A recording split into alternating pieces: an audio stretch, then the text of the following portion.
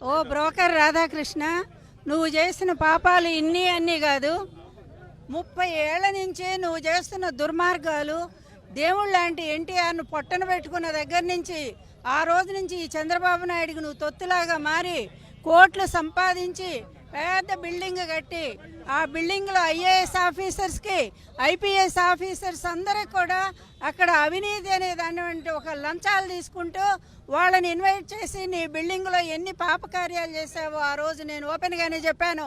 ఈ రోజు కూడా చెప్తున్నా, నీ పాపం పండే పరిస్థితి వచ్చింది. అందుకనే వైఎస్ఆర్ కాంగ్రెస్ పార్టీ మహిళలతో పెట్టుకున్నావు నువ్వు. ఈరోజు మొదటి నుంచి మహిళల మీద ఆడిపోసుకుంటూ, మహిళల మీద విపరీతమైనటువంటి వ్యాఖ్యలు చేసుకుంటూ, వాళ్ళ క్యారెక్టర్ అసాసినేట్ చేస్తూ, ఇప్పుడు కూడా ఆ విధంగా మా పార్టీ నాయకుల భార్యలను విమర్శించావు గనక దుర్మార్గుడా, నీ కుటుంబం ఏంటో నువ్వు చూసుకోరా ఒక్కసారి. నీ కుటుంబం ఏంటి, నీ భార్య పరిస్థితి ఏంటి, నీ కూతురు పరిస్థితి ఏంటి, ఒక్కసారి వాళ్ళ గురించి కూడా నువ్వు రాయి, వాళ్ళ గురించి కూడా నువ్వు బయట పెట్టు. అప్పుడు నిజమైన జర్నలిస్ట్ అవుతావు.